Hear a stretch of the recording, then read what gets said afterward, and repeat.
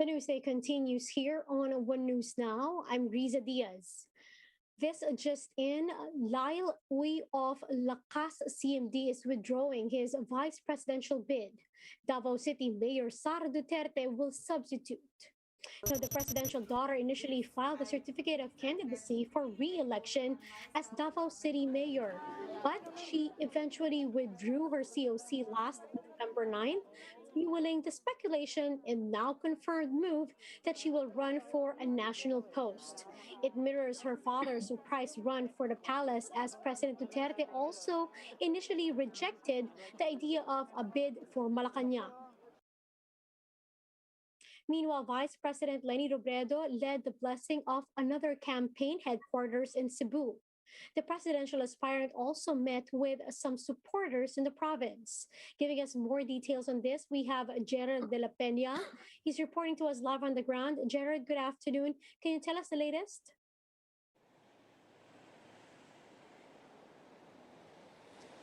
Riza, Vice President Leni Robredo concludes her visit here in Cebu with meetings with her supporters as well as the beneficiaries of her projects. Robredo turned over some 120,000 pesos in cash to a group of vendors here in Cebu. The cash assistance is meant for the proposed meat processing livelihood, a project under the Office of the Vice President's Sustainable Livelihood and Training Program. Robredo then met with a group of doctors as well as a group of lawyers called Lawyers for Leni, who pledged their support for her presidential bid. She also graced the opening of the campaign headquarters of Sugbuanon for Leni Kiko. This is on top of the Cebu for Leni headquarters, which was officially opened yesterday. Robredo said recent survey results are encouraging as she clinched the second top spot from being last before the filing of certificates of candidacy. This is despite a wide lead between her and the top contender. It is unclear, though, if she was referring to the latest SWS poll conducted last October 22 to 23, where former Senator Bongbong Marcos Jr. took the top spot. Riza, Robredo clarified that this is not yet campaigning and that she's just here to check on her projects as well as to attend to some private meetings. She said she will be back here as soon as the campaign season starts in February. Riza. Thank you. That's Gerald de la Peña reporting to us live from Cebu. Now, here are other recent developments in Philippine politics. Partido Reforma standard bearer Senator Panfilo Ping Lacson is expected to announce changes in his senatorial ticket for the 2022 polls. Lacson and his running mate, Senate President Vicente Tito Soto III, will be in Pampanga on Sunday for an online kamustahan event.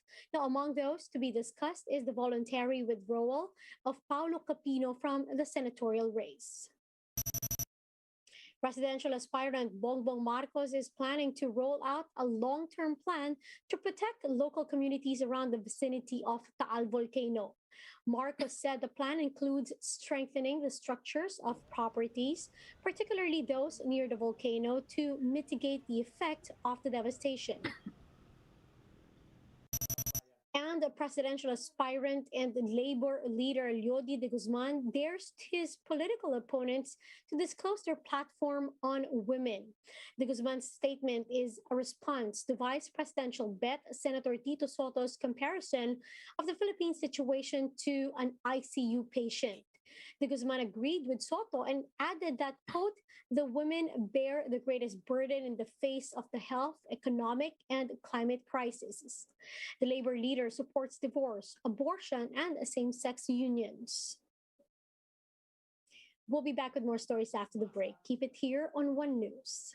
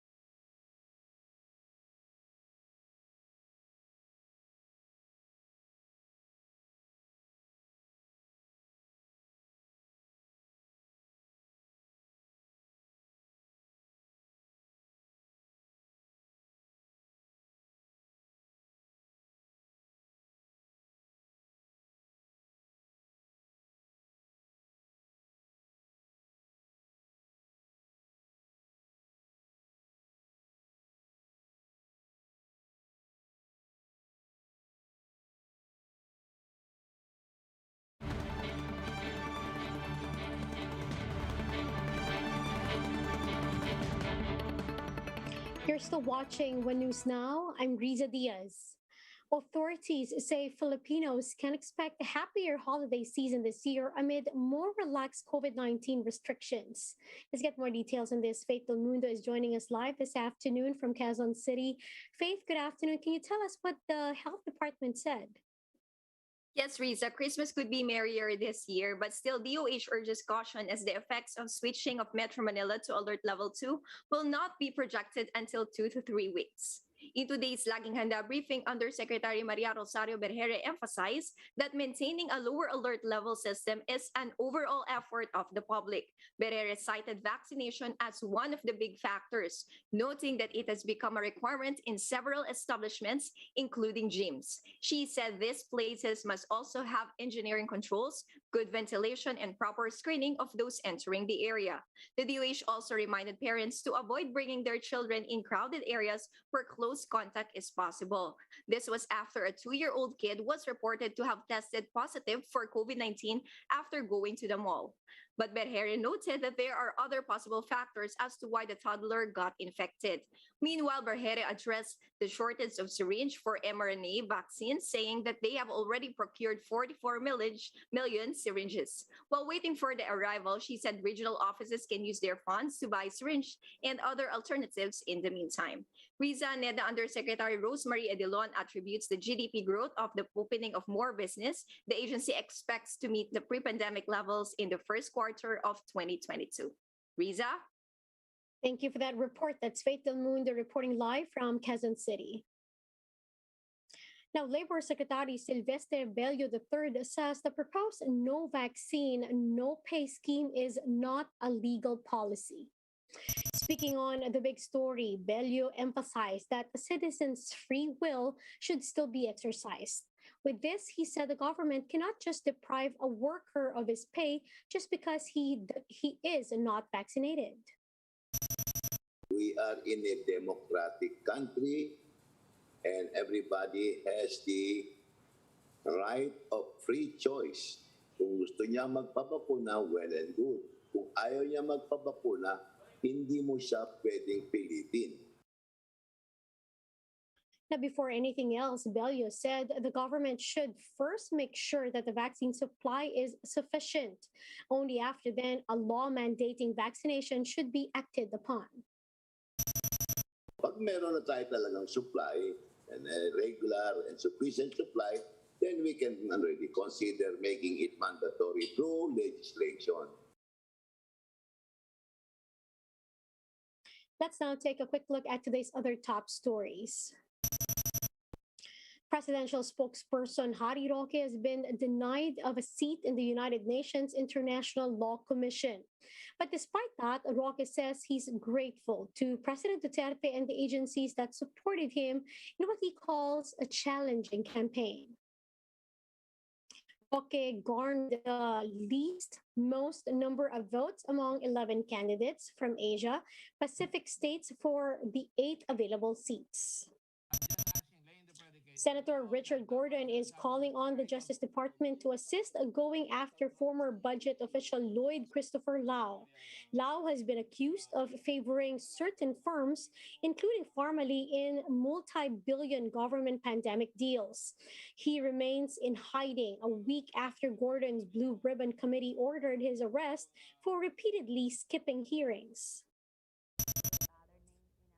And it's no longer toxic for Britney Spears as the 39-year-old American pop star is now getting back her freedom.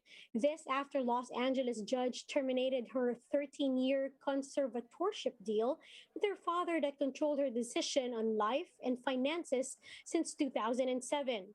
Calling it best day ever, Spears addressed her fans on Instagram by thanking the Lord and ending it with a hashtag Freed Britney.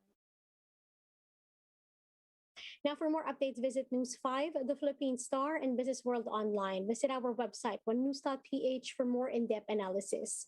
You can also catch One News on Signal Play app. Register for a free account now, www.signalplay.com, and stream One News live anytime, anywhere. I'm Riza Diaz. Mask on, wash hands, and stay safe, Philippines. We are One News.